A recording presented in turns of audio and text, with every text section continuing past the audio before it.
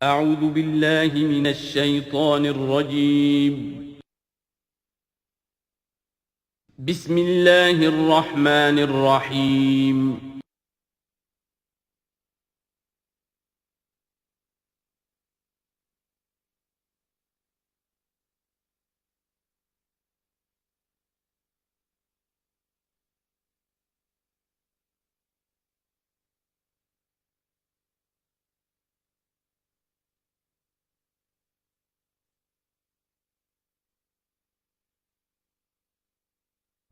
وَلَقَدْ أَرْسَلْنَا نُوحًا إِلَىٰ قَوْمِهِ إِنِّي لَكُمْ نَذِيرٌ مُّبِينٌ أَلَّا تَعْبُدُوا إِلَّا اللَّهَ إِنِّي أَخَافُ عَلَيْكُمْ عَذَابَ يَوْمٍ أَلِيمٍ صدق اللہ العظیم۔ سورہ ہود میں بھی اب جیسا کہ پہلے عرض کیا جا چکا ہے 6 رکوع جو ہیں انباء الرسل پر مشتمل ہیں۔ جیسا کہ اس سے پہلے کئی مرتبہ عرض کر چکا ہوں، یہ 6 رسولوں کے حالات ہیں جو قرآن مجید میں کئی بار آئے ہیں۔ سب سے پہلے حضرت نوح علیہ السلام، پھر حضرت ہود، پھر حضرت صالح، پھر حضرت لوط، پھر حضرت شعیب اور پھر حضرت موسیٰ علیہ السلام۔ تو یہ جو نقشہ آپ کے سامنے اس وقت موجود ہے، اس سے آپ کو اندازہ ہو جائے گا کہ یہ پورا یوں سمجھیے ارض القرآن ہے۔ یہ قرآن مجید میں جن رسولوں کے حالات آئے ہیں وہ سب کے سب جو ہیں وہ اس خطے کے اندر وہ مبعوث کیے گئے۔ یہ داہنی طرف جو ہے وہ بحر جو خلیج فارس ہے، یہ خلیج فارس سیدھا اوپر اگر لکیر چلی جائے گی اور ادھر سے یہ جو بحر قلزم ہے، اس کے جو یہ اوپر جا کے 2 کھاڑیاں بن گئی ہیں، تو وہ جو ہے خلیج عقبہ آخر میں اوپر اس سے لکیر جائے گی۔ تو یہ دونوں لکیریں جہاں جا کر مل جائیں گی، وہ اس نقشے میں ابھی نظر نہیں آ رہا، ذرا نیچے کیجئے تو شاید نظر آ جائے گا۔ یہ جگہ ہے جہاں پہ وہ سرخ نشان بنا ہوا ہے، یہ علاقہ ہے جہاں کہ حضرت نوح علیہ السلام کی قوم آباد تھی، اور معلوم ہوتا ہے کہ اس وقت تک نسل انسانی صرف اسی علاقے میں تھی۔ یہیں پر عذاب آیا ہے، بہت بڑا جو طوفان آیا ہے، اور اسی سے ذرا اور اوپر چل کر شمال کی طرف پہاڑی علاقہ ہے کوہ ارارات، اور اسی میں کوہ جودی ہے۔ یہ علاقہ ہے وہ کہ جس کے اندر حضرت نوح علیہ السلام کی قوم آباد تھی۔ اس کے بعد جب وہ حضرت نوح علیہ السلام اور ان کے جو بھی بیٹے تھے وہ بچ کر جب آباد ہوئے ہیں، تو پھر ان کا ایک بیٹا جو ہے حضرت سام، وہ عراق میں آ کر آباد ہو گئے۔ یہ جو سفید سا آپ کو نظر آ رہا ہے یہ عراق کا علاقہ ہے، یعنی اسی علاقے سے ذرا نیچے اترے اور عراق میں آباد ہو گئے۔ حضرت سام کی نسل میں پھر بہت سی قومیں پیدا ہوئی ہیں، تو انہی میں سے پھر ایک قوم ہے جو نیچے آئی ہے جزیرہ نما عرب کے بالکل جنوب میں۔ یہ جو علاقہ ہے یہاں پر یہ قوم، یہ احقاف کا علاقہ کہلاتا ہے، اور یہاں پر قوم ہود، اس قوم کا نام عاد ہے۔ حضرت سام کی نسل ہی میں سے کوئی بہت بڑا سردار اٹھا جس کا نام عاد تھا، اور عاد کی سے پھر ایک قوم شروع ہو گئی، وہ اس علاقے میں آباد تھی۔ اس کے ہاں جب شرک وغیرہ پیدا ہو گئے اور خرابیاں پیدا ہو گئیں تو اللہ تعالیٰ نے بہت سے نبی بھیجے، پھر آخر ایک رسول بھیجا، اور وہ حضرت ہود علیہ السلام ہے۔ ان کی دعوت کو رد کیا، یہ ہلاک کر دیے گئے۔ یہاں سے حضرت ہود اپنے ان ساتھیوں کو لے کر نکلے، اور عرب کے تقریباً وہ وسط میں وہ علاقہ ہجر کا علاقہ کہلاتا ہے، اس علاقے میں آ کر آباد ہو گئے۔ یہاں ان کے ہاں ایک بڑی شخصیت ابھری جس کا نام سمود تھا، تو اس سے یہ قوم سمود مشہور ہوئی ہے۔ انہوں نے میدانوں کے اندر محل بنائے، اور ساتھ ہی یہ ہے کہ جو پہاڑی علاقہ ہے بہت سخت گرینائٹ راکس ہیں، ان کو تراش کر ان کے اندر بھی مکان بنائے۔ یہ قوم سمود ہے۔ تو قوم نوح، قوم ہود، قوم سمود، یہ تینوں قومان جو ہیں حضرت ابراہیم علیہ السلام سے پہلے کی ہیں۔ اب پھر لوٹیے عراق کی طرف۔ عراق ہی میں جو قوم باقی رہی انہی میں حضرت ابراہیم علیہ السلام کی بعثت ہوئی ہے۔ لیکن حضرت ابراہیم علیہ السلام کے بارے میں یہ انداز جو انباء الرسل کا ہے وہ قرآن مجید میں کہیں نہیں ہے۔ یہاں پہ آپ دیکھیں گے سورہ ہود میں ان کا تذکرہ آئے گا، لیکن وہ قصص النبیین کے انداز میں تذکرہ آئے گا، انباء الرسل کے انداز میں نہیں آئے گا۔ حضرت ابراہیم یہاں سے، اور یہاں سے پھر انہوں نے ہجرت کی عراق سے، اور شام چلے گئے، پورا صحرا کراس کر کے شام میں جا کر، اور وہاں سے پھر انہوں نے اپنے بیٹے کو اسحاق کو آباد کیا، وہ جو سرخ نشان نظر آ رہا ہے آپ کو، یہ فلسطین کا علاقہ ہے۔ ایک بیٹے کو حضرت اسماعیل علیہ السلام کو یہاں مکے میں لا کر آباد کیا۔ اچھا، اس اپنے بھتیجے جو حضرت لوط علیہ السلام ان کے ساتھ ہی آئے تھے، ہجرت کی تھی انہوں نے، عراق سے اور شام پہنچے تھے، ان کو بھیجا ہے بحیرہ ڈیڈ سی جو ہے، بحیرہ مردار، اس کے کنارے پر یہ شہر آباد تھے، عمورہ اور صدوم، وہاں بھیجا ہے۔ تو انباء الرسل کے ضمن میں پھر قوم سمود کے بعد ذکر آئے گا تو وہ قوم لوط کا آئے گا۔ البتہ حضرت ابراہیم علیہ السلام ہی کی ایک تیسری بیوی قطورہ، ان کی اولاد میں سے مدین نام کے بھی ایک تھے، اور ان سے جو قوم چلی قوم مدین، وہ خلیج عقبہ کے داہنی طرف جو ہے مشرق میں، یہ یہاں آباد ہوئے۔ یہ علاقہ ہے ان کا جہاں پہ کہ حضرت شعیب علیہ السلام کو بھیجا گیا، اس علاقے میں، یہ مدین کا علاقہ ہے، اس میں حضرت شعیب علیہ السلام بھیجے گئے۔ اب یہ جو سینائی پیننسولا ہے، تو ادھر جو ہے مصر ہے، وہ دریائے نیل نظر آ رہا ہے۔ یہاں سے یوں جو ہے حضرت یوسف علیہ السلام، چونکہ اب سورہ ہود کے بعد سورہ یوسف بھی آ جائے گی، تو حضرت یوسف علیہ السلام کو جب کہ ان کے بھائیوں نے کنویں میں پھینکا ہے، اور وہ پھر قافلہ ان کو لے گیا ہے مصر، اور وہ پھر ذریعہ بن گئے پوری اس قوم کے مصر میں آنے کا، تو یہاں پھر حضرت موسیٰ علیہ السلام کی بعثت ہوئی ہے مصر میں۔ تو کل یہ علاقہ ہے کہ جن میں وہ انبیاء اور رسل جو ہیں مبعوث ہوئے ہیں، کہ جن کا ذکر اکثر و بیشتر قرآن میں آتا ہے۔ لیکن جیسا کہ میں نے عرض کیا تھا، اس کا یہ مطلب نہیں ہے کہ صرف یہی رسول اور نبی آئے ہیں، دنیا میں اور بھی بہت سے نبی اور رسول آئے، لیکن قرآن میں تذکرہ انہی کا کیا گیا ہے کہ جن کا تذکرہ ان لوگوں کی اپنی روایات میں موجود تھا، جن کے ناموں سے یہ واقف تھے، لہذا انہی کے حوالے سے قرآن تو کتاب ہدایت ہے۔ ویسے تو ایک رسول کے قصے میں بھی وہ ساری ہدایت موجود ہے، اور 6 رسولوں کے قصوں میں بھی وہ ہدایت موجود ہے۔ اس حوالے سے یہ کہ سارے رسولوں کی تاریخ بیان کرنا یہ قرآن مجید کا موضوع نہیں ہے۔ آئیے اب متن کی طرف چلیے۔ وَلَقَدْ أَرْسَلْنَا نُوحًا إِلَىٰ قَوْمِهِ، اور ہم نے بھیجا نوح کو اس کی قوم کی طرف۔ إِنِّي لَكُمْ نَذِيرٌ مُّبِينٌ، انہوں نے کہا میں تمہارے لیے کھلا خبردار کر دینے والا ہوں۔ اللہ تعبدوا الا اللہ، کہ مت پوجو اللہ کے سوا کسی کو۔ انی اخاف علیکم عذاب یوم علیم، مجھے اندیشہ ہے تم پر ایک بڑے دردناک دن کے عذاب کا۔ فقال الملأ الذین کفروا من قومہ، تو کہا اس کے قوم کے ان سرداروں نے جنہوں نے کفر کی روش اختیار کی، ما نراک الا بشرا مثلنا، ہم نہیں دیکھتے اے نوح آپ کو مگر اپنے ہی جیسا ایک انسان۔ آپ کہاں سے اللہ کے رسول بن گئے، کیسے رسول بن گئے، کیسے اللہ نے چن لیا؟ آپ تو ہمارے جیسے ایک انسان ہیں۔ وما نراک اتبعک الا الذین هم اراذلنا بادی الرائے، اور اس سے بھی آگے بڑھ کر ہم نہیں دیکھتے مگر یہ کہ آپ کی پیروی کرنے والے تو وہ لوگ ہیں جو ہماری نگاہوں میں ذلیل ہیں، کمینے ہیں، نچلے طبقے کے لوگ ہیں، گھٹیا لوگ ہیں، بادی الرائے، بلا تامل نظر آ رہا ہے کہ صرف کچھ کمی کاری لوگ آپ کے گرد جمع ہو گئے، کوئی معقول آدمی، کوئی سردار قوم کا کوئی آپ کے گرد آیا ہی نہیں۔ وما نرى لكم علينا من فضل، اور ہمیں کوئی نظر نہیں آتا کہ آپ پر کوئی ہمارے اوپر کوئی فضیلت آپ کو حاصل ہے، آپ کو اور آپ کے ساتھیوں کو۔ بل نظنکم کاذبین، بلکہ ہمارا گمان تو یہی ہے کہ آپ جھوٹ بول رہے ہیں۔ قال یا قوم ارأیتم ان كنت على بینۃ من ربی، اب یہ ذرا اس صورت کے اندر بار بار یہ الفاظ آئیں گے۔ ایک فطرت سلیمہ جو پہلے سے تھی، اس کے بعد اللہ کی طرف سے وحی آ گئی، وہ گویا کہ اس کا شاہد ہے۔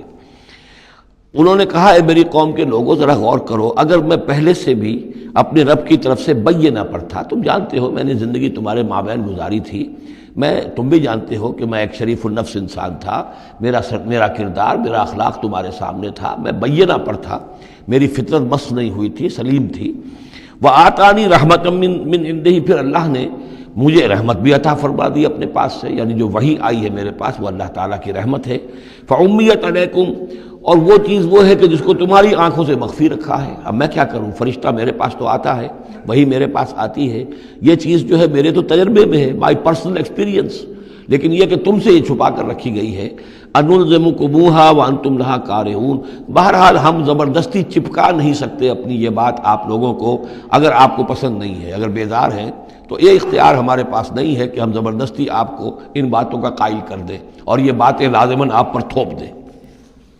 وَيَا قَوْمِ لَا أَسْأَلُكُمْ عَلَيْهِ مَالًا، اور میری قوم کے لوگوں دیکھو میں تم سے کوئی اجرت نہیں مانگتا، مال طلب نہیں کرتا، کوئی تاوان تم پر نہیں ڈالا ہے۔ ان اجریہ الا علی اللہ، نہیں ہے میرا اجر مگر اللہ کے ذمے۔ وما انا بطارد الذین آمنوا، اور جن کو تم کہہ رہے ہو یہ گھٹیا لوگ ہیں، کمی کاری لوگ ہیں، کمین لوگ ہیں، میں ان کو اپنے پاس سے دھتکار نہیں سکتا، میں یہاں سے کھدیڑ نہیں سکتا ان کو، میں نہیں ہوں کھدیڑنے والا ان کو اپنے پاس سے۔ انہم ملاقو ربہم، یہ اپنے رب سے ملاقات کریں گے۔ ولیکنی اراکم قوما تجہلون، لیکن میں دیکھتا ہوں کہ تم ضرور جہل میں اور جہالت میں مبتلا ہو گئے ہو۔ وَيَا قَوْمِ مَن يَنصُرُنِي مِنَ اللَّهِ إِن طَرَدتُّهُمْ، اور میری قوم کے لوگوں سوچو اگر میں ان اہل ایمان کو اپنے ہاں سے ہانک دوں، یہاں سے بھگا دوں، یہاں سے دھتکار دوں، تو کون مدد کرے گا میری اللہ کے مقابلے میں؟ یہ اللہ کے ماننے والے، اللہ کے چاہنے والے، اللہ کا ذکر کرنے والے، اللہ سے دعائیں مانگنے والے، اللہ کے روح انور کے یہ طالب ہیں، اس کی رضا جو ہیں، افلا تذکرون، تو کیا تم نصیحت اخذ نہیں کرتے؟ ولا اقول لکم عندی خزائن اللہ، وہی بات جو حضور سے ہم پڑھ چکے ہیں پہلے، اور میں نہیں کہتا تم سے کہ میرے پاس اللہ کے خزانے ہیں، میں نے کب کہا ہے کہ میرا اختیار ہے اللہ کے خزانوں پر؟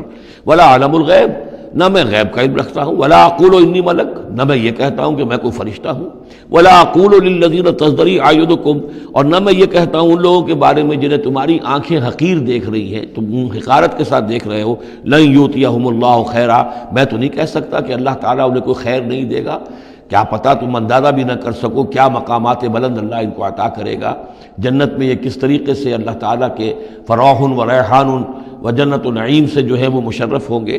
لا اقول انی ملک ولا اقول للذین تزدری اعینکم لن یؤتیہم اللہ خیرا، اللہ اعلم بما فی انفسہم، جو کچھ ان کے جیوں میں ہے، دلوں میں، اللہ خوب جانتا ہے کس کے دل میں کتنا خلوص ہے، کتنی محبت ہے اللہ کے ساتھ، کتنی شوق ہے، کتنا شوق ہے اللہ سے ملاقات کا، تو یہ اللہ جانتا ہے۔ انی اذا لمن الظالمین، اگر میں تمہارے ان تانوں سے تنگ آ کر میں ان کو اپنے پاس سے اٹھا دوں، بھگا دوں، تو پھر یہ کہ میں تو خود ظالموں میں سے ہو جاؤں گا۔ قالوا یا نوح، انہوں نے کہا اے نوح قد جادلتنا، تم نے ہم سے خوب جھگڑا کیا، فاکثرت جدالنا، اور بہت جھگڑا کر لیا تم نے، یعنی یہ کہ جب وہ بالکل ان تمام باتوں کے جواب میں خاموش ہونے پر مجبور ہو گئے، معقول بات ہے جو جواب دیا جا رہا ہے، ان کے پاس اب کوئی جواب نہیں ہے اس کا۔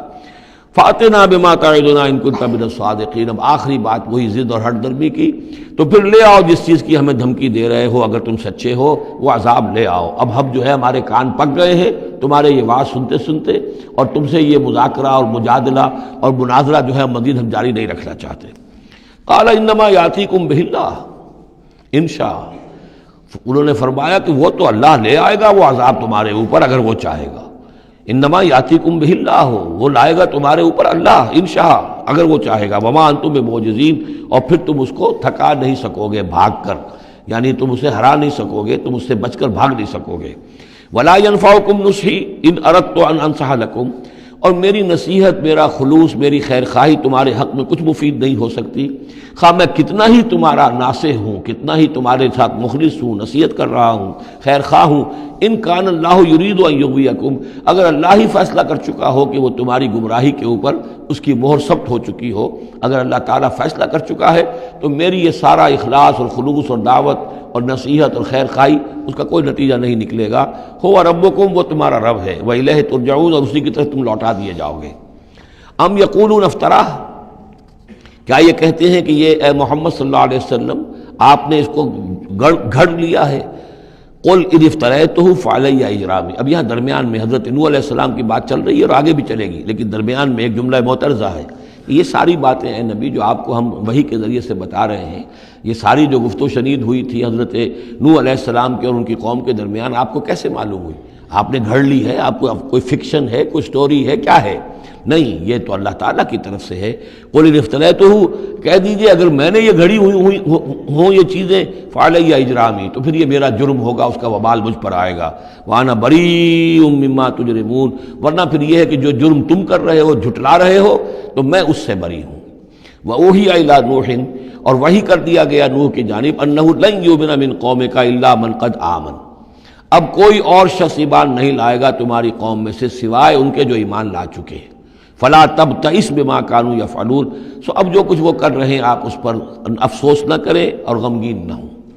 واصنع الفلک بأعیننا ووحینا، اور اب آپ کشتی تیار کیجئے، کشتی بنائیے ہماری نگاہوں کے سامنے، یعنی ہم دیکھ رہے ہیں اور ہمارے انسٹرکشنز کے مطابق، ووحینا معلوم ہوتا کہ اللہ تعالیٰ کی طرف سے ہر یعنی سٹیپ پر ان کو وحی آ رہی ہے، اور کہ اس طرح کرو، اتنی لمبی بناؤ، ایسی لکڑیاں تیار کرو، بِأَعْيُنِنَا وَوَحْيِنَا، ہماری نگاہوں کے سامنے اور ہماری ہی انسٹرکشنز کے مطابق، وحی کے مطابق۔ وَلَا تُخَاطِبْنِي فِي الَّذِينَ ظَلَمُوا، اب دیکھنا جو ظالم ہیں ان کے بارے میں مجھ سے خطاب نہ کرنا، مجھ سے دعا نہ کرنا، مجھ سے بات نہ کرنا کہ فلاں جو ہے یہ میرا عزیز ہے اور فلاں میرا رشتہ دار ہے۔ اب جو بھی ظالم ہے اس کے بارے میں تمہاری طرف سے کوئی نرم بات نہ آئے۔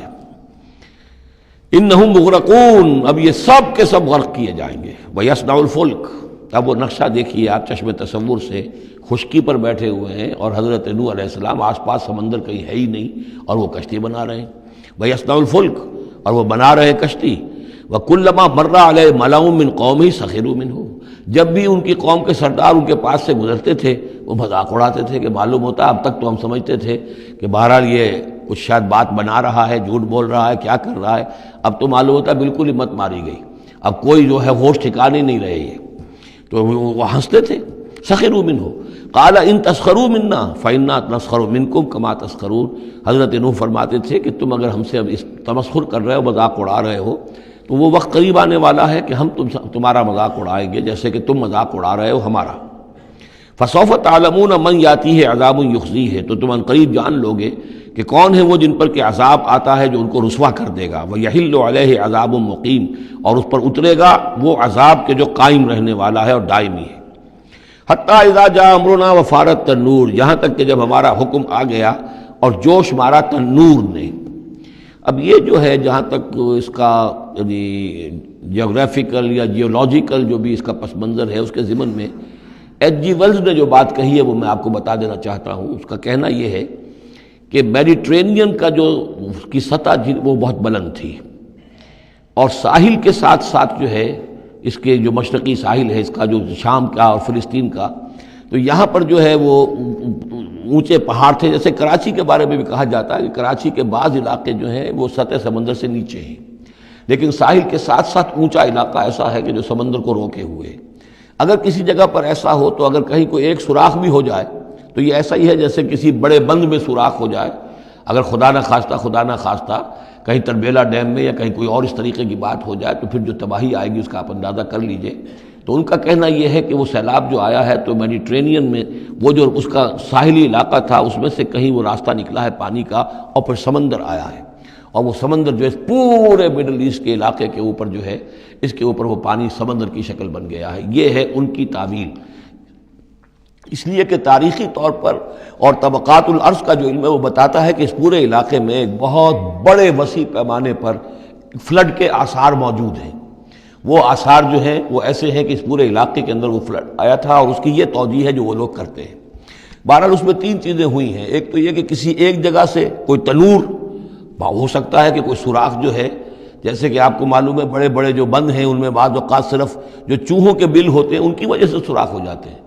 نہروں کے کناروں میں جو بند ٹوٹتا ہے نہر کا، تو کہیں کوئی چوہوں نے کوئی سوراخ کیا ہوتا ہے، اس میں سے پانی بہنا شروع ہوا اور نہر ٹوٹ گئی۔ اسی طریقے سے ہو سکتا ہے کہ کسی تنور کے اندر سے پہلی مرتبہ پانی نکلا ہو۔ پھر یہ کہ زمین کے بھی اللہ تعالیٰ نے جو ہے وہ کھول دیے سوتے، اور آسمان سے بھی پانی برسا، تو یہ پانی جو ہے زمین کا اور آسمان کا پھر مل گیا، اور اس طریقے سے وہ عظیم جو ہے سیلاب آیا جس سے کہ وہ پوری قوم ہلاک ہو گئی، اور وہ کشتی جو ہے وہ بہت عرصے تک تیرتی رہی اس سمندر کے اوپر، اور پھر ہوتی ہوئی وہ کوہ ارارات میں اس کی جو ایک چوٹی ہے جودی، اس پر جا کر ٹک گئی۔ واللہ عالم، ابھی اس پر مزید ضرورت ہے اصل میں کام کرنے کی۔ ویسے یہ خبریں بھی ہیں کہ بعض اوقات کوئی کشتی نما چیز دیکھی گئی ہے۔ یہ علاقہ جو ہے اصل میں کہ جو جہاں پہ ترکی کی سرحد ملتی ہے روس کے ساتھ، ادھر وہ آذربائیجان وغیرہ کا علاقہ ہے، ادھر پھر یہ ترکی ہے، اوپر روس کا علاقہ جو ہے، تو اس میں ادھر سے راستہ جو ہے بہت دشوار گزار ہے، چڑھ نہیں سکتے۔ روس کی طرف سے راستہ ہے، اس کی چوٹیوں پر بعض پائلٹس نے کہیں دیکھا ہے اور خبر دی ہے کہ کوئی بہت بڑی کشتی قسم کی شے جو ہے وہ کسی چوٹی کے اوپر رکھی ہوئی ہے، اور قرآن مجید چونکہ بار بار کہتا ہے کہ ہم اسے برقرار رکھیں گے، ایک وقت آئے گا کہ وہ لوگوں کے لیے ایک نشانی بن کر ظاہر ہوگی، تو اس سے معلوم ہوتا ہے کہ وہ کشتی اب بھی وہاں پر موجود ہے، اور انسان جو ہے اس تک رسائی حاصل کرے گا۔ وفارت تنور حتیٰ اذا جاء امرنا وفارت تنور، جب ہمارا حکم آ پہنچا اور جوش مارا تنور نے، ابل پڑا تنور۔ قل نحمل فیہا من کل زوجین اثنین، تو ہم نے کہا اے نوح اپنی اس کشتی میں تمام حیوانات کا ایک ایک جوڑا رکھ لو، واہلک، اور اپنے گھر والوں کو بھی، اپنے گھر والے اہل و عیال کو، الا من سبق علیہ القول، سوائے آپ کے اہل و عیال میں سے وہ کہ جن کے بارے میں پہلے حکم گزر چکا ہے۔ یہ حضرت نوح کے خاندان میں سے ایک ان کی بیوی اور اسی بیوی کا بیٹا یام، تین بیٹے ان کے ساتھ بچے ہیں جو اہل ایمان تھے، حام، سام اور یافس۔ سام کی اولاد ہے وہ جو نیچے تمام ہم نے ابھی نقشہ دیکھا ہے، حضرت ابراہیم بھی سامی ہیں، اور یہ قوم عاد بھی سامی، قوم سمود بھی سامی، یہ سیمیٹک ریسز کہلاتی ہیں۔ لیکن یہ کہ حضرت حام کی اولاد، اب وہ اس تفصیل میں نہیں جا سکتا، اور حضرت یافس کی اولاد یہ اور دوسرے علاقوں میں جا کر آباد ہو گئے۔ یہ جو نیچے کی طرف اترے ہیں یہ حضرت سام کی نسل ہے۔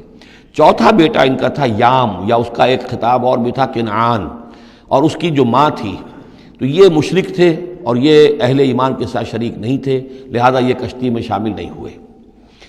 تو آپ اب رکھ لیجئے، سوار کرا لیجئے اپنی کشتی میں من کل زوجین اثنین، ہر نوع کا ایک ایک جوڑا، تمام حیوانات میں سے، وَأَهْلَكَ، اور اپنے گھر والوں کو، إِلَّا مَنْ سَبَقَ عَلَيْهِ الْقَوْلُ، مگر سوائے اس کے کہ جن کے اوپر پہلے سے حکم ہو چکا ہے، وَمَنْ آمَنَ، اور باقی جتنے بھی اہل ایمان آپ کے ہیں ان سب کو بھی سوار کر لیجئے، وَمَا آمَنَ مَعَهُ إِلَّا قَلِيلٌ، اور نہیں ایمان لائے تھے ان کے ساتھ مگر بہت ہی کم، نہ ہونے کے برابر۔ قلیل جو ہے انگریزی میں اے لٹل اور دی لٹل، ان دونوں میں جو فرق ہے، یہاں قلیل جو ہے دی لٹل کے معنی میں آیا ہے کہ بالکل نہ ہونے کے برابر۔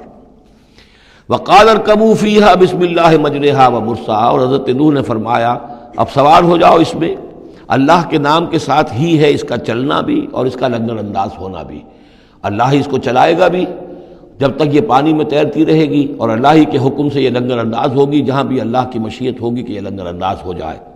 ان ربی لغفور الرحیم، یقیناً میرا رب غفور اور رحیم ہے۔ وہی تجری بہم فی موج کالجبال، اب وہ کشتی چل رہی تھی ان کو لے کر موجوں میں، اور موجیں پہاڑ جیسی موجیں۔ ونادى نوح ابنہ، اور نوح نے پکارا اپنے بیٹے کو، اسی کو یام کو یا کنعان کو، وکان فی معزل، اور وہ ایک کنارے کی طرف تھا، یا بنی ارکب معنا، اے میرے بیٹے آؤ ہمارے ساتھ شریک ہو جاؤ، ولا تکن مع الکافرین، اور کافروں کا ساتھ نہ دو، کافروں کے ساتھ نہ رہو بلکہ ہماری کشتی میں آ جاؤ۔ قال سآوی الی جبل یعصمنی من الماء، اس نے کہا نہیں میں ابھی اس پہاڑ کے اوپر چڑھ جاؤں گا، میں وہاں پہنچ جاؤں گا، وہ مجھے پانی سے بچا لے گا۔ قال لا عاصم اليوم من امر اللہ الا من رحم، حضرت نوح نے فرمایا نہیں، آج کے دن کوئی شے بچانے والی نہیں ہے اللہ کے امر سے سوائے اس کے جس پر اللہ ہی رحم فرما دے۔ وحال بینہم الموج، اور اسی گفتگو کے دوران ایک بڑی سی موج حائل ہوئی ان کے مابین، فکان من المغرقین، اور وہ بیٹا جو ہے ان کی نگاہوں کے سامنے غرق ہو گیا۔ وقیل یا ارض ابلعی ماءک، اور کہہ دیا گیا اے زمین اپنے پانی کو نگل جا، واپس پانی زمین کے اندر جذب ہو جائے۔ کتنا وقت لگا ہوگا یہ اللہ بہتر جانتا ہے، لیکن یہ آخر کار جو شکل بنی ہے کہ زمین کے اندر پانی جذب ہو گیا جو زمین سے آیا تھا۔ وَيَا سَمَاءُ أَقْلِعِي، اور اے آسمان تو بھی اب تھم جا، جو بھی بارش آنی تھی، جو اس طوفان کے لیے، اس کو بھی اختتام کا حکم ہو گیا۔ وَغِيضَ الْمَاءُ، اور پانی سکھا دیا گیا۔ وَقُضِيَ الْأَمْرُ، اور فیصلہ چکا دیا گیا۔ وَاسْتَوَتْ عَلَى الْجُودِي، اور وہ کشتی جو ہے جودی پہاڑ کے اوپر جا کر رک گئی۔ وَقِيلَ بُعْدًا لِلْقَوْمِ الظَّالِمِينَ، اور کہہ دیا گیا ہلاکت اور دوری ہے اس قوم کے لیے کہ جو ظالم تھی، یعنی اب اس کا نسیہ منسیہ ہو گئی، اب اس کا نام و نشان موجود نہ رہا۔ وَنَادَى نُوحٌ رَبَّهُ، اور پکارا نوح نے اپنے رب کو، فَقَالَ رَبِّ إِنَّ ابْنِي مِنْ أَهْلِي، انہوں نے کہا پروردگار میرا بیٹا میرے اہل میں سے تھا، اور تیرا وعدہ تھا میرے اہل کو بچا لے گا۔ وَإِنَّ وَعْدَكَ الْحَقُّ، اور تیرا وعدہ سچا ہے۔ وَأَنْتَ أَحْكَمُ الْحَاكِمِينَ، اور یقیناً تو تمام حاکموں میں سب سے بڑا اور سب سے منصف اور سب سے عادل حاکم ہے۔ قَالَ يَا نُوحُ إِنَّهُ لَيْسَ مِنْ أَهْلِكَ، انہوں نے اللہ نے جواب دیا، اے نوح وہ تمہارے اہل میں سے نہیں ہے۔ إِنَّهُ عَمَلٌ غَيْرُ صَالِحٌ، اس کے اعمال، اس کا کردار، اس کے عقائد، اس کے نظریات غیر صالح ہیں۔ فَلَا تَسْأَلْنِ مَا لَيْسَ لَكَ بِهِ عِلْمٌ، تو اب مجھ سے ان چیزوں کے بارے میں سوال نہ کرو جس کے لیے تمہارے پاس کوئی علم نہیں ہے۔ انی اعوذک ان تکون من الجاہلین، اور میں تمہیں نصیحت کر رہا ہوں کہ تم جاہلوں میں سے نہ بن جاؤ۔ یہاں وہ یاد کر لیجئے سورہ انعام کی آیت 35، اس میں حضور سے کہا گیا تھا فلا تکونن من الجاہلین، میں نے اس وقت بھی نوٹ کرا دیا تھا کہ یہ سخت ترین الفاظ یا حضور سے فرمائے گئے ہیں سورہ انعام میں، اور یہاں پر سورہ ہود میں یہ آئے ہیں حضرت نوح علیہ السلام سے خطاب کرتے ہوئے، انی اعوذک ان تکون من الجاہلین۔ سنت اس کو تسلیم نہیں کرتے، اس کی وجہ یہ ہے کہ جو قاعدہ دیا گیا ہے سورہ نور میں وہ یہ ہے کہ اللہ تعالیٰ صالح لوگوں کے لیے بیویاں بھی دیکھ دیتا ہے، اور جو خبیثات للخبیثین والخبیثون للخبیثات والطیبات للطیبین والطیبین للطیبات، تو یہ چیزیں جو ہے اس کے چونکہ خلاف جاتا ہے، اس لیے یہ کہ صرف مشرک ہونے کی حد تک کہ یہ مشرک تھے ماں بیٹا، اس لیے جو کٹے رہے، تو اسی پر اہل سنت کا اجماع ہے۔ قال رب انی اعوذ بک ان اسألک ما لیس لی بہ علم، حضرت نوح نے عرض کیا پروردگار میں تیری پناہ طلب کرتا ہوں اس سے کہ میں تجھ سے ایسی بات کا سوال کروں جس کے لیے کہ میرے پاس کوئی علم نہیں ہے۔ وَإِلَّا تَغْفِرْ لِي وَتَرْحَمْنِي، اور اگر تو نے مجھے معاف نہ فرما دیا اور رحم نہ فرمایا، اکم من الخاسرین، تو میں تو ہو جاؤں گا خسارہ پانے والوں میں۔ قیل یا نوح اہبط بسلام منا وبرکات علیک، ہم نے کہا نوح اب اترو، اس کشتی سے اترو، بسلام منا، ہماری طرف سے سلامتی کے ساتھ، و برکات، اور برکتوں کے ساتھ، علیکا، جو تم پر بھی ہوں گی، وعلی امم ممن معک، اور ان امتوں پر بھی ہماری یہ برکات ہوں گی کہ جو ان لوگوں کے ساتھ، جو ان کی نسل سے وجود میں آئیں گی جو تمہارے ساتھ ہیں۔ تو گویا کہ نسل انسانی بعد میں عام خیال یہی ہے کہ حضرت نوح علیہ السلام کے 3 بیٹوں ہی سے چلی ہے، باقی اگر کچھ لوگ تھے بھی ان کے ساتھ تو وہ ایسے تھے کہ جن کی کوئی نسل آگے نہیں چلی ہے، بلکہ یہ دنیا کی جو نسلیں اس وقت دنیا میں ہیں نوع انسانی، وہ یہ حضرت یافس، حضرت حام اور حضرت سام کی نسل ہی سے ہیں۔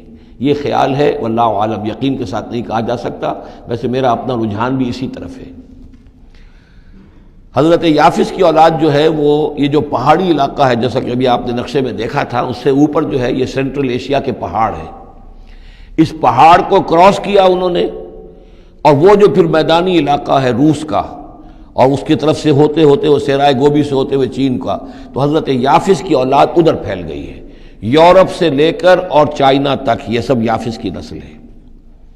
حضرت حام کی اولاد مشرق اور مغرب میں چلی گئی، اسی پہاڑی سلسلے کے دامن میں ہوتی ہوئی، ایک شاخ ان کی ایران ہوتے ہوئے بھارت چلی گئی، انڈیا چلی گئی، سندھ اور ہند، اور ایک شاخ جو ہے سینائی پیننسولا کراس کر کے یہ سوڈان اور مصر چلی گئی۔ یہ ہے حضرت حام کی نسل میں سے۔ یہ عام طور پر جو ہمارے پرانے ماہرین انساب ہیں ان کا کہنا یہ ہے۔ انہی میں سے معلوم ہوتا ہے کہ جو یہ یورپین ہیں، جو کہ انڈو ایرانین جو کہلاتے ہیں، ایرینز، تو یہ ایرینز جو ہے یہ سب حضرت حام کی اولاد میں سے معلوم ہوتے ہیں۔ ان میں سے گریکس بھی ہیں، اور ان میں رومنز بھی ہیں، اور ان میں جرمنز بھی ہیں۔ باقی جو ہے نسلیں جو ہیں یہ اینگلو سیکسنز، یہ ہیں حضرت یافسی کی نسل سے، جو اوپر سے جا کر اور یہ اسکینڈینیوین کنٹریز سے ہو کر پھر نیچے اترے ہیں یورپ کی طرف۔ تو یہ جو ناردرنرز کہلاتے ہیں، دی نارڈک ریسز، شمالی اقوام جو ہے، اینگلو سیکسنز ان میں سے ہیں، لیکن جو مشرقی یورپ کی یہ اقوام ہیں، یہ اصل میں یہ بھی آریائی نسل جو ہے حضرت حام کی نسل میں سے، واللہ عالم۔ تو یہاں وہ الفاظ آ گئے تھے،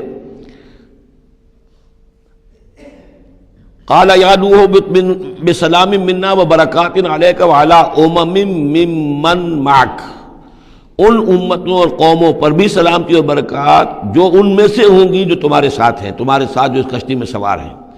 وَأُمَمٌ سَنُمَتِّعُهُمْ، اور کچھ اور قومیں بھی ہوں گی، فرقے ہوں گے جنہیں ہم کچھ سامان دیں گے دنیا کا، ثُمَّ يَمَسُّهُم مِّنَّا عَذَابٌ أَلِيمٌ، اور پھر ان کے اوپر ہماری طرف سے ایک بڑا زبردست عذاب آئے گا، جیسے کہ پھر قوم ہود پر اور قوم صالح پر آیا ہے۔ تِلْكَ مِنْ أَنْبَاءِ الْغَيْبِ نُوحِيهَا إِلَيْكَ، یہ غیب کی خبروں میں سے ہے جو وحی کر رہے ہیں ہم آپ کی جانب اے محمد صلی اللہ علیہ وسلم۔ وَمَا كُنْتَ تَعْلَمُهَا أَنْتَ وَلَا قَوْمُكَ، اور نہیں جانتے تھے آپ ان کو، نہ آپ نہ آپ کی قوم ان سے واقف تھی، من قبل ھذا، اس سے پہلے، فاصبر، تو اے نبی صبر کیجئے، ان العاقبۃ للمتقین، یقیناً آخری انجام جو ہے وہ بھلا ہوگا اہل تقوی ہی کا۔ وَإِلَىٰ عَادٍ أَخَاهُمْ هُودًا، یہ سام کی نسل کی ایک شاخ جو نیچے اتری ہے اور یہ پہنچ گئی ہے جزیرہ نماء عرب کے تقریباً جو ساؤدرن ڈیزرٹ ہے جو آج کا، اس کے اندر، اور عاد کی قوم کی طرف ہم نے بھیجا اخاہم ہودا، ان کے بھائی ہود کو، قال یا قوم اعبدوا اللہ ما لکم من الہ غیرہ ان انتم الا مفترون، انہوں نے کہا میری قوم کے لوگوں تمہارا کوئی الہ اللہ کے سوا نہیں ہے، اور یہ باقی تم نے نام گھڑ لیے ہیں، کوئی اور معبود نہیں ہے، کسی کی حقیقت نہیں ہے۔ یا قوم لا اسألکم علیہ اجرا، اور میری قوم کے لوگوں میں تم سے کوئی اجر کا طالب نہیں ہوں، ان اجری الا علی الذی فطرنی، نہیں ہے میرا اجر مگر اسی کے ذمے جس نے مجھے پیدا فرمایا، افلا تعقلون، تو کیا تم عقل سے کام نہیں لیتے۔ وَيَا قَوْمِ اسْتَغْفِرُوا رَبَّكُمْ، اور میری قوم کے لوگوں اللہ سے استغفار کرو، اپنے گناہوں کی معافی چاہو، توبہ کرو، اس شرک کو اور بت پرستی کو چھوڑو، ثُمَّ تُوبُوا إِلَيْهِ، پھر اس کی جناب میں رجوع کرو، يُرْسِلِ السَّمَاءَ عَلَيْكُمْ مِدْرَارًا، وہ آسمان سے تم پر چھاجوں پانی برسائے گا، وَيَزِدْكُمْ قُوَّةً إِلَىٰ قُوَّتِكُمْ، اور تمہاری جو قوت اس نے عطا کی ہوئی ہے اس میں اور قوت کا اضافہ فرمائے گا، وَلَا تَتَوَلَّوْا مُجْرِمِينَ، لیکن یہ کہ روگردانی نہ کرو مجرموں کی طرح اور مجرم بن کر۔ قالوا یا ہود ما جئتنا ببینہ، انہوں نے کہا کہ اے ہود دیکھو تم کوئی ہمارے پاس سند لے کر نہیں آئے، کوئی معجزہ لے کر نہیں آئے، وما نحن بتارکی آلہتنا عن قولک، اور ہم نہیں ہیں اپنے معبودوں کو چھوڑنے والے صرف تمہارے کہنے سے، وما نحن لک بمؤمنین، اور ہم نہیں ہیں تمہاری بات ماننے والے، ان نقول الا اعتراک بعض آلہتنا بسوء، ہم تو یہی کہتے ہیں، اس کے سوا اور کچھ نہیں ہمارا خیال کہ ہمارے بعض معبودوں کی جو تم نے کوئی گستاخی کی ہے، ان کی نفی کی ہے، تو ان کی طرف سے تمہیں کوئی تکلیف پہنچ گئی ہے، یعنی تمہارا دماغی توازن ٹھیک نہیں رہا ہے، کوئی آسیب تمہیں ہو گیا ہے، تم پر پھٹکار پڑی ہے ہمارے بعض معبودوں کی۔ قال انی اشہد اللہ واشہدوا، حضرت ہود نے فرمایا دیکھو میں اللہ کو گواہ کر کے کہہ رہا ہوں اور تم بھی گواہ رہو، انی بریء مما تشرکون، کہ جن کو تم شریک ٹھہرا رہے ہو میں ان سے بری ہوں، بیزار ہوں، میرا ان سے کوئی تعلق نہیں۔ وہی بات جو حضرت ابراہیم نے فرمائی تھی کہ مجھے ان کا کوئی خوف نہیں، من دونہ ہی، اس کے سوا تم جو شرک کر رہے ہو، فکیدونی جمیعا، تو تم سب کے سب مل کر میرے خلاف جو چاہو کارروائی کر لو، کیدونی، جو چالیں چلنی چاہے چل لو، ثم لا تنظرون، مجھے کوئی مہلت نہ دو، انی توکلت علی اللہ ربی و ربکم، میں نے تو توکل کیا ہے اپنے رب پر، اللہ پر جو میرا بھی رب ہے اور تمہارا بھی رب ہے، ما من دابۃ الا هو آخذ بناصیتها، نہیں ہے کوئی بھی جاندار مگر یہ کہ اس کی پیشانی جو ہے اللہ ہی کے ہاتھ میں ہے۔ وہ دعا جو میں نے آپ کو سنائی تھی اس میں حضور کے الفاظ بھی یہ ہیں، وَنَاصِيَتِي بِيَدِكَ، اللہم انی عبدک وابن عبدک وابن امتک فی قبضتک ناصیتی بیدک ماضٍ فی حکمک عدل فی قضاؤک۔ هو آخذ بناصیتها، ہر جاندار کی پیشانی اللہ کے ہاتھ میں، یعنی اس کی قسمت، اس کی تقدیر، اسے کیا ملنا ہے، اس کے ساتھ کیا ہونا، یہ سب اللہ کے ہاتھ میں ہے۔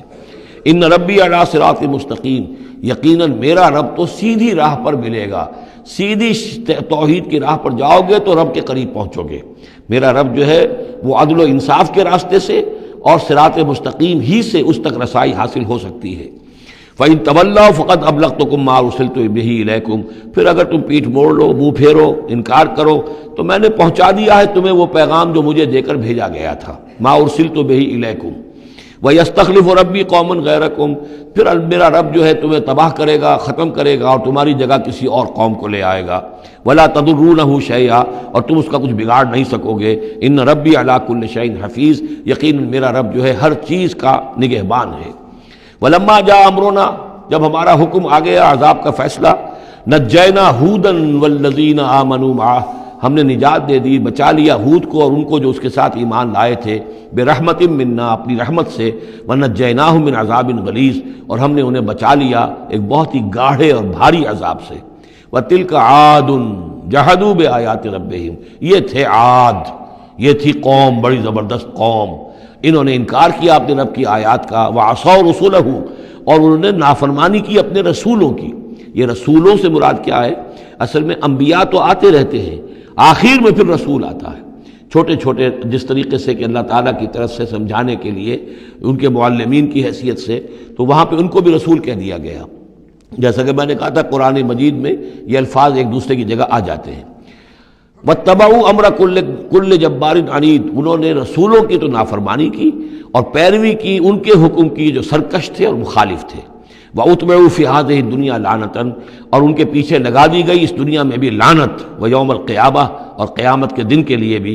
أَلَا إِنَّ عَادًا كَفَرُوا رَبَّهُمْ، آگاہ ہو جاؤ قوم عاد نے اپنے رب کا کفر کیا تھا۔ أَلَا بُعْدًا لِعَادٍ قوم ہود، سن لو پھٹکار ہے عاد پر جو قوم ہود تھی، جس کی طرف حضرت ہود علیہ السلام کو بھیجا گیا۔ وَإِلَىٰ ثَمُودَ أَخَاهُمْ صَالِحًا، اب ان میں سے جو لوگ بچے تھے وہ پھر آگے وسطی علاقے کی طرف گئے ہیں اور وہاں ہجر کے علاقے میں جا کے آباد ہوئے، وہاں سمود نام کی ایک بڑی قوم ابھری، اور ان کے اندر بھی جب پھر وہی خرابیاں آ گئیں، وہی شیطان نے ان کو پٹی پڑھائی، وہی بت پرستی شروع ہو گئی، وہی ان کے معبود ہو گئے، تراش لیے انہوں نے۔ تو إِلَىٰ ثَمُودَ أَخَاهُمْ صَالِحًا، سمود کی طرف ہم نے بھیجا ان کے بھائی صالح کو۔ قال یا قوم اعبدوا اللہ ما لکم من الہ غیرہ، انہوں نے فرمایا کہ اے میری قوم کے لوگو، اللہ کی بندگی کرو، تمہارا کوئی معبود اس کے سوا نہیں ہے۔ ہوا انشاکم من الارض، اس نے تمہیں زمین سے اٹھایا ہے، ابھارا ہے، بنایا ہے زمین سے، واستعمرکم فیہا، اور اس میں تم کو آباد کیا ہے، فاستغفروہ، تو اس سے استغفار کرو، اس سے اپنے گناہ بخشواؤ، ثم توبوا الیہ، اور پھر اس کی جانب میں رجوع کرو۔ ان ربی قریب مجیب، یقین میرا رب قریب ہے اور دعا کا قبول کرنے والا ہے۔ قالوا یا صالح قد کنت فینا مرجوا، انہوں نے کہا صالح تم سے تو ہماری بڑی امیدیں وابستہ تھیں۔ ظاہر بات ہے کہ ایک شخص جو ہے جس کو اللہ چنتا تھا اپنے اخلاق میں، سمجھ میں، فہم میں، فطانت میں وہ ممتاز ہوتے تھے، تو ہم سمجھتے تھے تم آباء و اجداد کا نام روشن کرو گے۔ یہ تم نے کیا کیا؟ تم نے تو کہنا شروع کر دیا کہ آباء و اجداد کے جو طریقے ہیں یہ غلط ہیں، ان کا دین غلط ہے، ان کے عقیدے غلط ہیں، ان کے معبود جن کو ہمارے آباء و اجداد پوجتے آئے ان کی کوئی حقیقت نہیں۔ ہم توقع کرتے تھے کہ تم قوم کا نام روشن کرو گے، تم آباء و اجداد کے لیے عزت کا اور ان کے لیے مزید جو ہے دنیا کے اندر ان کے ناموری کا سبب ذریعہ بنو گے۔ قالوا یا صالح قد كنت فینا مرجوا، تم سے تو ہمیں بہت سی امیدیں تھی قبل ھذا، اس سے پہلے، اتنہانا ان نعبد ما یعبد آباؤنا، یہ کیا ہوا تم ہمیں روک رہے ہو ان چیزوں کو پوجنے سے کہ جن کو ہمارے آباء و اجداد پوجتے تھے؟ وَإِنَّنَا لَفِي شَكٍّ مِّمَّا تَدْعُونَا إِلَيْهِ مُرِيبٍ، اور یقیناً جس چیز کی طرف تم ہمیں بلا رہے ہو اس کے بارے میں ہمیں شکوک و شبہات ہیں، ہمارا دل اس پر ٹھکتا نہیں ہے۔ قَالَ يَا قَوْمِ أَرَأَيْتُمْ إِن كُنتُ عَلَىٰ بَيِّنَةٍ مِّن رَّبِّي، وہی بات انہوں نے کہی، اے میری قوم کے لوگوں سوچو، اگر میں پہلے سے بھی اپنے رب کی طرف سے بینہ پر تھا، میری فطرت سلیم تھی، تم دیکھتے تھے کہ میں تمہارے درمیان ایک اچھا آدمی تھا، صاف ستھرا کردار رکھنے والا انسان تھا، میری فطرت صالح تھی، وآتانی منہ رحمۃ، اور اللہ نے پھر مجھے اپنے پاس سے رحمت عطا کر دی، اب وہی آ گئی، نبوت عطا کر دی گئی، فمن ینصرنی من اللہ ان عصیتہ، تو اب اگر میں اللہ کی نافرمانی کروں تو مجھے کون بچائے گا اللہ سے، کون اس کی پکڑ سے مجھے بچا سکے گا؟ فما تزیدوننی غیر تقصیر، تو تم تو اضافہ نہیں کرو گے میرے لیے مگر خسارے کے اندر۔ تم چاہتے ہو کہ میں اپنی اس چیز کو چھوڑ کر اور آباء و اجداد کا نام لوں اور ان کے معبودوں کو پوجنا شروع کر دوں، تو تم تو میری تباہی کے در پہ ہو۔ وَيَا قَوْمِ هَٰذِهِ نَاقَةُ اللَّهِ لَكُمْ آیَةٌ، اور دیکھو میری قوم کے لوگوں، یہ اللہ کی اونٹنی ہے، تمہارے لیے ایک نشانی ہے۔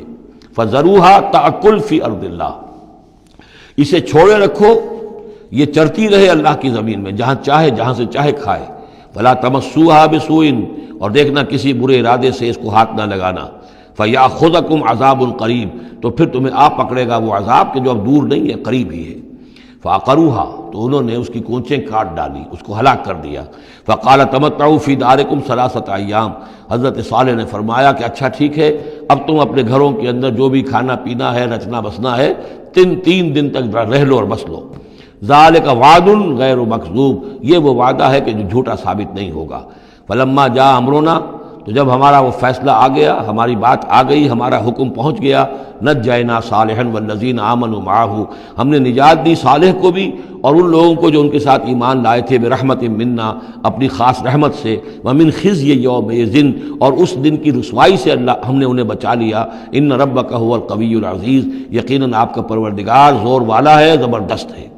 وَأَخَذَ الَّذِينَ ظَلَمُوا الصَّيْحَةُ، اور ان ظالموں کو، مشرکوں کو، کافروں کو پکڑ لیا ایک ہولناک آواز نے، ایک چنگھاڑ آئی۔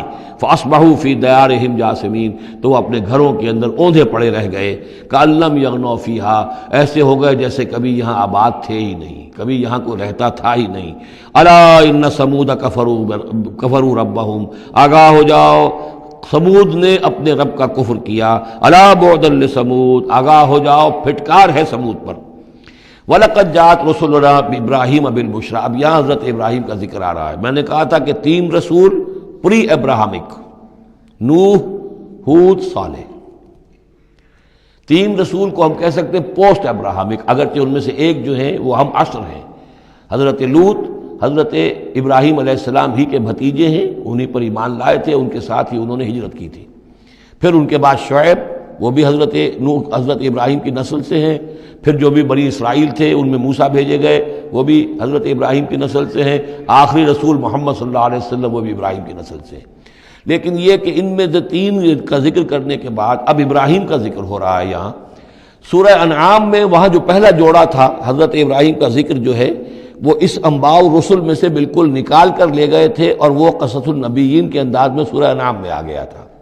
یہاں اس جوڑے میں فرق یہ ہے کہ حضرت ابراہیم کا ذکر بھی یہاں شامل کر دیا گیا، لیکن فرق وہی ہے، یہ وہ انباء الرسل کا نہیں، حضرت نوح، حضرت ہود، حضرت صالح، حضرت لوط، حضرت شعیب کے انداز میں ذکر نہیں ہے، بلکہ ایک انداز ہے کہ حضرت لوط علیہ السلام جن شہروں کی طرف بھیجے گئے تھے اور اس کی وہاں پہ بسنے والوں نے ان کی بات ماننے سے انکار کیا، تو جو عذاب الہی لے کر جو فرشتے آئے تھے جنہیں بھیجا گیا تھا، وہ پہلے آئے حضرت ابراہیم کے ہاں، اور وہاں حضرت اسحاق کی ولادت کی انہوں نے خوشخبری دی حضرت سارہ کو. بس یہ ایک واقعہ بیان کیا درمیان میں، ورنہ اصل مسئلہ جو ہے وہ حضرت لوط کا شروع ہوگا.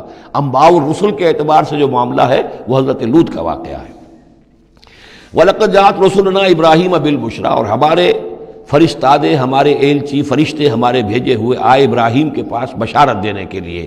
قالوا سلاما، انہوں نے آ کر کہا سلام. قال سلام، حضرت ابراہیم نے بھی سلام کا جواب سلام سے دیا. فما لبث ان جاء بعجل حنیذ، تو پھر ذرا بھی دیر نہ کی، فوراً گئے اور ایک تلا ہوا بچڑا ان کی ضیافت کے لیے لا کر سامنے رکھ دیا. فلما رأى أيديهم لا تصل إليه، تو جب انہوں نے دیکھا کہ ان کا تو ہاتھ آگے بڑھ ہی نہیں رہا، اس بچڑے کا گوشت کھانے کے لیے آمادہ ہی نہیں ہے. نکرہم، تو اب وہ کچھ کھٹکے دل میں کہ یہ ہیں کون. اس زمانے میں رواج یہ ہوتا تھا کہ دشمن جب آتے تھے کسی کو قتل کرنے کے لیے تو اس کا نمک نہیں چکھتے تھے، نمک خوار ہو جائیں گے تو پھر کیسے قتل کریں گے. تو ایک تو اندیشہ یہ ہوا کہ یہ کسی برے ارادے سے آئے ہیں جو میری یہ ضیافت قبول نہیں کر رہے. نکرہم واوجس منہم خیفہ، اور ان کے دل میں، حضرت ابراہیم کے دل میں ان کی طرف سے ایک خوف پیدا ہو گیا. قالوا لا تخف، انہوں نے کہا نہیں آپ ڈریے نہیں. انا ارسلنا الی قوم لوط، اصل میں تو اللہ کے ہم فرشتے ہیں، بھیجے گئے ہیں قوم لوط کی طرف. اب وہ آخری فیصلہ اس کا جو ہے وہ ہمیں چکانا ہے.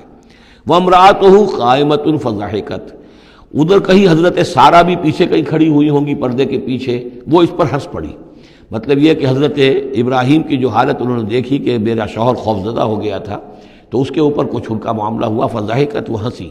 فبشرناہا باسحاق، تو ہم نے انہیں بشارت دی اسحاق کی، یعنی فرشتوں نے ان کو بشارت دی اسحاق کی. حضرت اسماعیل کی ولادت ہو چکی ہے، لیکن حضرت اسماعیل کو تو حضرت ابراہیم جا کر چھوڑ آئے ہیں اور وہ تو مکے میں آباد ہیں. حضرت سارہ کی اولاد ہوئی نہیں تھی. اصل جو خاندانی بیوی تھی ان کی وہ تو حضرت سارہ تھی.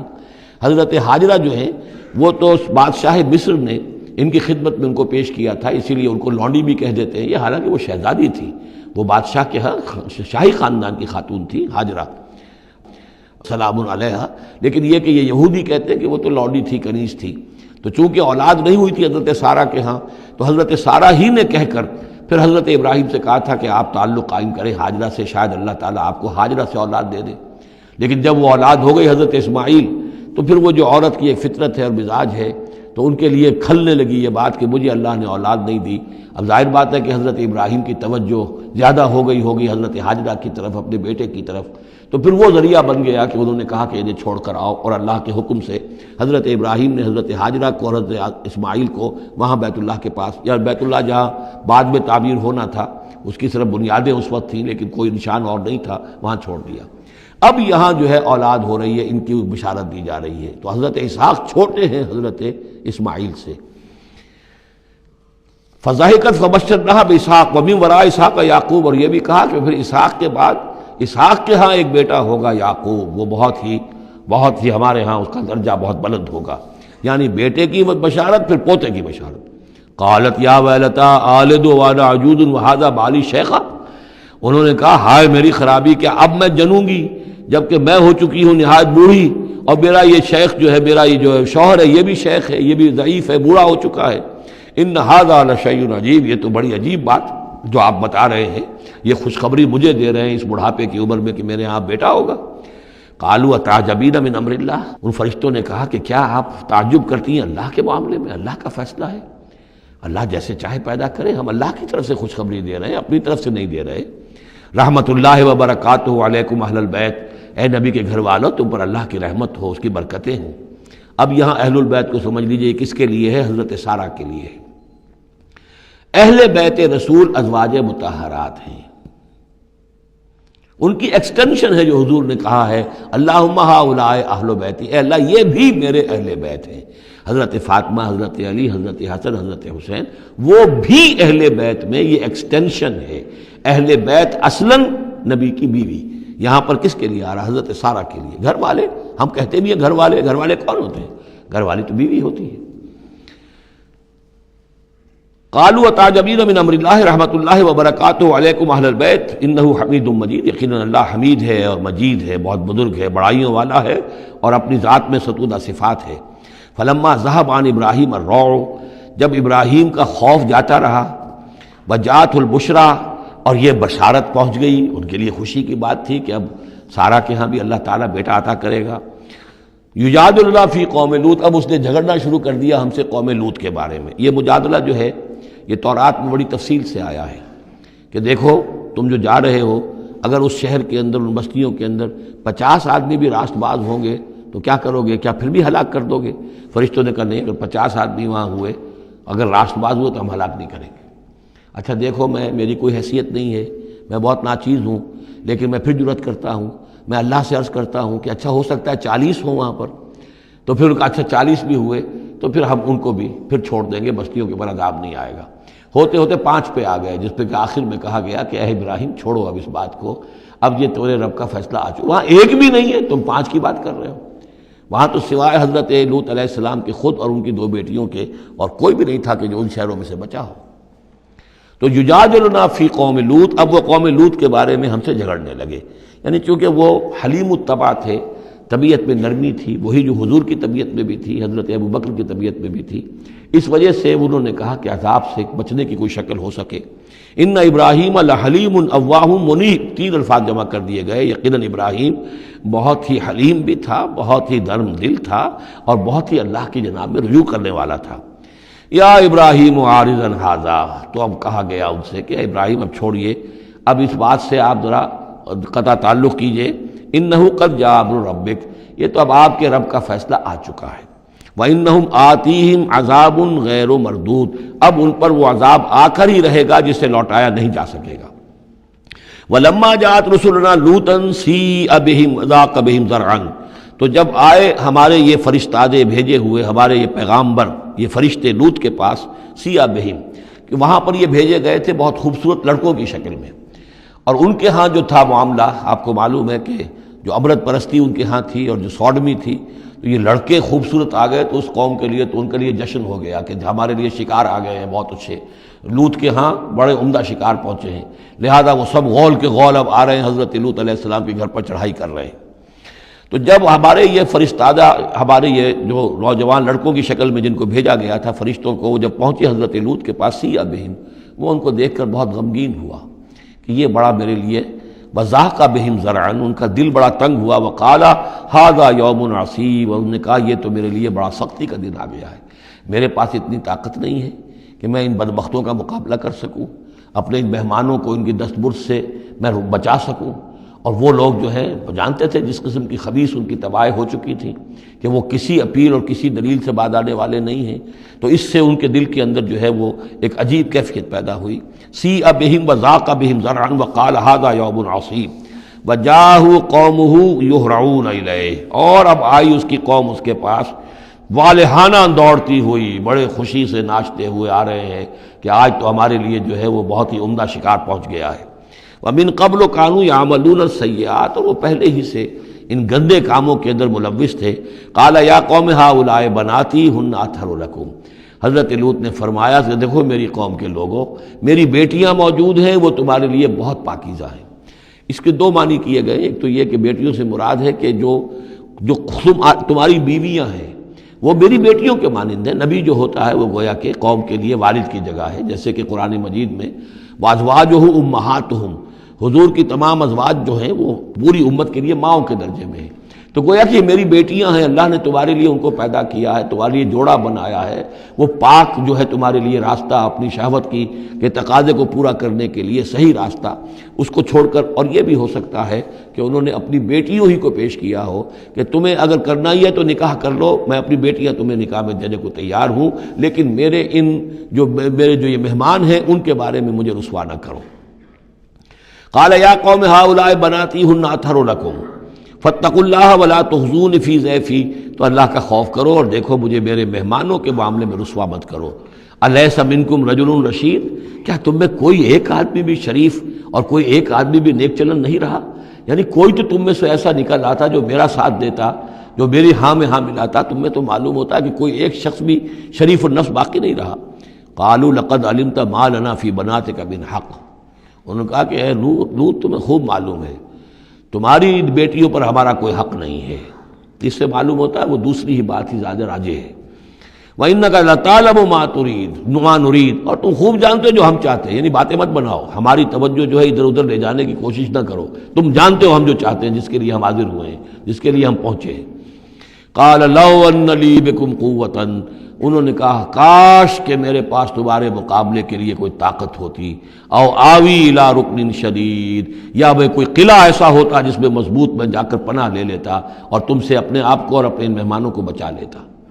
یہاں ہے اصل میں حضور صلی اللہ علیہ وسلم کی ایک حدیث میں الفاظ آئے ہیں، یرحم اللہ لوطا لقد کان یاوی الی رکن شدید، اللہ تعالیٰ رحم فرمائے لوط پر، وہ ایک مضبوط قلعے میں تھے، اللہ تعالیٰ کی حفاظت تو انہیں حاصل تھی، لیکن یہ کہ اس وقت جو صورت بن گئی تھی ان کے لیے، جیسے جب جادوگروں نے جو اپنے انچر پھینکے تھے اور وہ بھی بن گئے تھے فرعون کے دربار میں، وہ بھی شکل اختیار کر لی تھی انہوں نے سانپوں کی، تو حضرت موسیٰ پر بھی وقتی طور پر خوف طاری ہو گیا تھا۔ تو بن بنائے طبع بشری خوف کا ہو جانا یہ کوئی نبوت کی عصمت کے منافی نہیں ہے۔ تو یہاں پر بھی اللہ تعالیٰ کی حفاظت تھی، اور جیسا کہ آیا فرشتوں نے پھر ذرا سا ایک ہاتھ ہلایا اور سب کے سب اندھے ہو گئے، وہ اس طرح کا معاملہ تفاصیل تورات میں ہے۔ قال لو ان لی بکم، لیکن جو حسرت کی کیفیت تھی اور جس طرح ضیق میں ان کی جان اس وقت آئی تھی، اس کا تصور کیجئے، کاش کہ میرے پاس تمہارے مقابلے کے لیے طاقت ہوتی، او آوی الی رکن شدید، یا کوئی ایسا ہوتا مضبوط مستحکم قلعہ جس میں جا کر میں پناہ لے لیتا۔ قالوا یا لوط انا رسول ربک، ان فرشتوں نے کہا اے لوط گھبرائیں نہیں، ہم آپ کے رب کے پیغامبر ہیں، بھیجے ہوئے ہیں، لن یصلوا الیک، یہ آپ تک پہنچ ہی نہیں پائیں گے، آپ کو کوئی گردن نہیں پہنچا سکیں گے، آپ بالکل اطمینان رکھیں۔ فَأَسْرِ بِأَهْلِكَ بِقِطْعٍ مِّنَ اللَّيْلِ، اور بھی رات کا ایک حصہ جو باقی ہے اس میں آپ اپنے اہل کو لے کر، اپنے گھر والوں کو لے کر نکل جائیے اس بستی سے۔ وَلَا يَلْتَفِتْ مِنْكُمْ أَحَدٌ، اور کوئی بھی آپ میں سے پیچھے نہ دیکھے، پیچھے توجہ نہ کرے، پیچھے کی طرف کوئی خیال نہ آئے کہ ہمارے دوست تھے اور ہمارے یہ تھے اور ہمارے عزیز تھے، إِلَّا امْرَأَتَكَ، اور آپ کی بیوی بھی ساتھ نہیں جائے گی، وہ بھی یہیں رہے گی۔ یہ دو بیویاں ہیں جلیل القدر پیغمبروں کی، جن کا ذکر پھر آئے گا بڑی وضاحت کے ساتھ سورہ تحریم میں، ایک حضرت نوح علیہ السلام کی بیوی اور ایک حضرت لوط کی بیوی، کہ یہ اگرچہ کہ کانتا تحت عبدین من عبادنا صالحین فخانتاہما فلم یغنیا عنہما من اللہ شیئا، اگرچہ وہ ہمارے دو بہت ہی نیک اور بہت ہی برگزیدہ بندوں کے تحت تھیں، ان کے گھروں میں آباد تھیں، لیکن یہ کہ انہوں نے خیانت کی، اور اس کے نتیجے میں یہ ہے کہ پھر وہ اللہ تعالیٰ کے عذاب سے ان کے شوہر انہیں بچا نہیں سکے، نہ حضرت نوح بچا سکے اپنی اس بیوی کو اور نہ حضرت لوط بچا سکے اپنی اس بیوی کو۔ الا امرأتک، سوائے آپ کی بیوی کے، انہ مصیبھا ما اصابہم، اس کے اوپر تو وہی مصیبت آ کر رہنی ہے جو ان سب پر آنی ہے۔ ان موعدہم الصبح، اور دیکھیے ان کے وعدے کا وقت صبح کا ہے، صبح کو وہ عذاب آ جائے گا۔ الیس صبح بقریب، کیا صبح قریب نہیں ہے؟ یعنی اب جلدی کیجئے، اب آپ فوری طور پر یہاں سے اپنی بچیوں کو لے کر نکل جائیے۔ فلما جاء امرنا جعلنا عالیہا سافلہا، جب ہمارا حکم آ پہنچا ہم نے اس کے اونچے کو نیچا کر دیا، یعنی کسی بستی کو تلپٹ کیا جائے تو چھت نیچے ہو جائے گی اور جو بنیادیں اوپر آ جائیں گی، عالیہا سافلہا، الٹ کر رکھ دیا بستیوں کو، وامطرنا علیہا حجارۃ من سجیل، اور مزید ان کے اوپر ہم نے بارش برسائی کنکروں کی، پتھروں کی، یعنی یہ کہ ایک طرف تو یہ کہ کچھ زلزلہ آیا یا کچھ اور زمین میں دھماکہ ہوا، ایکسپلوژن ہوا جس سے وہ بستیاں الٹ گئیں، اور اس کے بعد یہ ہے کہ آسمان سے پھر بارش ہوئی ہے ان پر سجیل۔ یہ سجیل اصل میں فارسی کا لفظ ہے سنگ گل، سنگ گل یعنی یہ کہ مٹی جو ہے اگر کسی صحرا کے اندر تھوڑی سی پھوار پڑے اور زیادہ تیز بارش نہ ہو تو وہ ہر قطرے کے ساتھ تھوڑی سی مٹی مل کر وہ ایک چھوٹا سا دانہ بنتا ہے، اور وہ پھر دھوپ جب پڑتی ہے تو وہ پھر پک جاتا ہے، جیسے کہ کہیں آپ اینٹیں پکاتے ہیں اپنے بھٹیوں کے اندر، یہ پھر کہلاتی ہیں سنگ گل، یعنی پتھر تو ہے لیکن یہ پتھر نہیں ہے، یہ مٹی کے بنے ہوئے پتھر ہیں، کنکر ہیں، ان کنکروں کی بارش ہوئی جس کے اندر کہ اس کو بالکل دفن کر دیا گیا ان دونوں شہروں کو۔ منضود تہ بر تہ، وہ جو بارش ہو رہی تھی کنکروں کی تہ بر تہ، مسومۃ عند ربک، اور وہ نشان زد تھے تیرے رب کی طرف سے، یعنی ہر ایک کے لیے معلوم تھا کہ کس کو کون سا پتھر لگنا ہے اور کون سا جو شخص ہے اس کی ہلاکت کس کے ذریعے سے ہونی ہے۔ وما ہی من الظالمین ببعید، اور یہ ان ظالموں سے کوئی زیادہ دور نہیں ہے، یعنی جو مشرکین مکہ ہیں، جو قریش ہیں اور عرب کے جو مشرک ہیں، ان سے یہ بستیاں کوئی دور تو نہیں ہیں، اس لیے کہ یہ جب جاتے تھے فلسطین کی طرف اپنے قافلے لے کر تو یہاں سے گزرتے تھے۔ قوم سمود کا مسکن بھی ان کے راستے میں آتے تھے، قوم مدین کا علاقہ بھی ان کے راستے میں آتا تھا، پھر یہ عمورہ اور صدوم کی بستیوں کے جو ہے یہ بھی کچھ ان کے جو آثار باقی رہ گئے تھے وہ بھی آتے تھے۔ وَإِلَىٰ مَدْيَنَ أَخَاهُمْ شُعَيْبًا، اور مدین کی طرف ہم نے بھیجا ان کے بھائی شعیب کو۔ میں بتا چکا ہوں یہ بنی قطورہ میں سے ہیں مدین، اور پھر ان سے جو ایک قوم بڑی بنی وہ آ کر خلیج عقبہ کے داہنی طرف جو ہے یہ علاقے کے اندر آباد ہو گئی۔ اور یہ انٹرسیکشن ہے، روڈز کا کراس روڈ ہے۔ قافلے جو جنوب سے شمال کو جاتے تھے یمن سے شام کو، اور شام سے یمن کو، وہ گزرتے تھے شمالاً جنوباً، اور قافلے جو عراق سے آتے تھے اور مصر کو جاتے تھے وہ گزرتے تھے شرقاً غرباً۔ اس طریقے سے یہ جو ہے انٹرسیکشن تھا ان قافلوں کا، تو یہاں بڑی خوشحالی ہوئی، کاروبار چمکے ان کے۔ لیکن اس قوم کے اندر پھر وہ خرابیاں آئیں جو ہم پڑھ چکے ہیں سورہ اعراف میں، کم تولنا، کم ناپنا، رہزنی کرنا، جھوٹ بولنا، دھوکہ دینا، یعنی شرک کے علاوہ۔ وَإِلَىٰ مَدْيَنَ أَخَاهُمْ شُعَيْبًا، اور مدین کی طرف ہم نے بھیجا ان کے بھائی شعیب کو۔ قَالَ يَا قَوْمِ اعْبُدُوا اللَّهَ مَا لَكُم مِّنْ إِلَٰهٍ غَيْرُهُ، انہوں نے بھی یہی کہا کہ اے میری قوم کے لوگو، اللہ کی بندگی کرو، تمہارا کوئی الہ نہیں ہے اس کے سوا۔ وَلَا تَنقُصُوا الْمِكْيَالَ وَالْمِيزَانَ، اور نہ کم رکھو پیمانوں کو اور نہ ہی میزان تول کو۔ إِنِّي أَرَاكُمْ بِخَيْرٍ، میں تمہیں دیکھ رہا ہوں کہ آسودہ حال ہو، اللہ نے تمہیں آسودہ حال کیا ہے۔ انی اخاف علیکم عذاب یوم محیط، لیکن اگر تم اپنی ان غلط بدعمالیوں سے باز نہ آئے تو مجھے اندیشہ ہے کہ تم پر ایک ایسے دن کا عذاب آ جائے گا جو تمہیں گھیر لے گا۔ وَيَا قَوْمِ أَوْفُوا الْمِكْيَالَ وَالْمِيزَانَ بِالْقِسْطِ، اور میری قوم کے لوگوں پیمانہ اور تول جو ہے عدل اور انصاف کے ساتھ پورا دیا کرو۔ وَلَا تَبْخَسُوا النَّاسَ أَشْيَاءَهُمْ، اور مت کم کیا کرو، گھٹایا کرو لوگوں کے لیے ان کے سامان۔ وَلَا تَعْثَوْا فِي الْأَرْضِ مُفْسِدِينَ، اور نہ ہی زمین میں فساد بچاتے پھرو۔ بقیت اللہ خیر لکم، جو بھی اللہ کی طرف سے بچت ہو جائے، صحیح تولو، صحیح ناپو، پھر جو بچ جائے تو گویا کہ وہ اللہ تعالیٰ کی طرف سے تمہیں ایک نفع ہے جو اللہ نے دیا ہے۔ تو جو بھی صحیح تجارت کرتے ہوئے بچت ہو جائے، نفع ہو جائے، وہ بقیت اللہ ہے۔ بقیت اللہ خیر لکم ان کنتم مؤمنین، اگر تم مومن ہو، اگر مانتے ہو میری بات کو، ماننے والے ہو تو وہ تمہارے لیے بہتر ہے۔ وما انا علیکم بحفیظ، لیکن میں تمہارے اوپر کوئی نگران اور نگہبان نہیں ہوں، میں ٹھیکیدار نہیں ہوں، میرا کوئی زور تم پر نہیں چل رہا، میں تمہیں سمجھا رہا ہوں اور نیکی کی تلقین کر رہا ہوں۔ قالوا یا شعیب وصلاتک تأمرک ان نترک ما یعبد آباؤنا، انہوں نے کہا اے شعیب، کیا تمہاری نماز تمہیں اس بات کا حکم دیتی ہے کہ ہم چھوڑ دیں ان کو کہ جن کو پوجتے تھے ہمارے آباء و اجداد؟ اگرچہ حضرت شعیب کی گفتگو میں تذکرہ نہیں ہے، لیکن یہ کہ وہ کامن مرض جو ہے، مشترک مرض، بیماری، وہ تو موجود تھا، یعنی وہ شرک۔ او ان نفعل فی اموالنا ما نشاء، یا یہ تمہاری نماز جو ہے تمہیں روکتی ہے، حکم دیتی ہے اس بات کا کہ ہم اپنے مال میں جو چاہیں نہ کر سکیں۔ ہمارا مال ہے، یہ جو آج بھی دنیا میں تصور ہے، سیکریڈ رائٹ آف اونرشپ، میرا مال ہے، میں جو چاہوں کروں، اسی سے پھر وہ ساری خرابیاں پیدا ہوتی ہیں۔ مال آپ کا ہے، اللہ کی امانت ہے، آپ کے پاس ہے، مالک اللہ ہے، لیکن اس میں اللہ کے حکم کے مطابق تصرف کرنا ہے۔ یہاں کوئی سیکریڈ رائٹ آف اونرشپ نہیں ہے۔ یو آر ٹرسٹیز، یہ امانت چند روزہ نزد ماست، در حقیقت مالک ہر شے خداست۔ یہ تو چند دن کی ایک امانت ہے جو ہمارے پاس جو ہے، ورنہ حقیقت میں تو مالک حقیقی ہر شے کا اللہ ہے۔ تو جب انسان مالک اپنے آپ کو سمجھتا ہے فی اموالنا، تو پھر ما نشاء، جو ہم چاہیں گے کریں گے۔ اور نفعل فی اموالنا ما نشاء، تو تم ہمیں روکنا چاہتے ہو اس چیز سے۔ تمہاری نماز اور دینداری جو ہے، اس نے تمہیں یہی سکھایا ہے کہ ایک تو ہمارے معبودوں سے ہمیں برگشتہ کرو، اور دوسرے یہ کہ ہمیں یہ کہو یہ کرو یہ نہ کرو۔ ہمارے مال ہیں، ہم جیسے چاہیں گے اس کے اندر معاملہ کریں گے۔ انک لانت الحلیم الرشید، ہاں ایک ہی تم ہی تو رہ گئے ہو کہ جو بہت نیک ہو، باوقار ہو، باقی تم ہم پر تنقیدیں کر رہے ہو، ہمیں کہہ رہے ہو کہ ہم غلط کام کر رہے ہیں۔ قال یا قوم ارأیتم ان کنت علی بینۃ من ربی، انہوں نے وہی بات فرمائی میری قوم کے لوگوں، سوچو اگر میں پہلے سے بھی اپنے رب کی طرف سے بینہ پر تھا، میری فطرت صحیح تھی، میرا کردار صحیح تھا، میں تمہارے ہاں ایک نیک انسان کی حیثیت سے معروف تھا، جیسے حضور الصادق الامین کی حیثیت سے متعارف تھے۔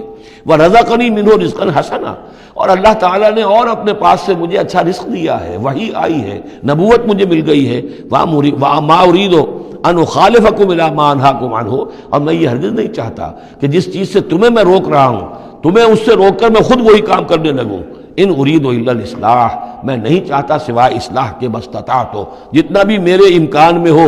وما توفیقی الا باللہ، اور میری توفیق تو ہے تو اللہ ہی کی طرف سے ہے، جو بھی میرے اندر ہمت ہے، جو بھی استقامت ہے اور جو بھی مجھ سے کام بن رہا ہے وہ اللہ کی طرف سے ہے۔ علیہ توکل، تو میں نے اسی پر توکل کیا ہے، وإلیہ انیب، اور اسی کی طرف میرا رجوع کرنا ہے۔ بارک اللہ لی ولکم فی القرآن العظیم ونفعنی وإیاکم بالآیات والذکر الحکیم۔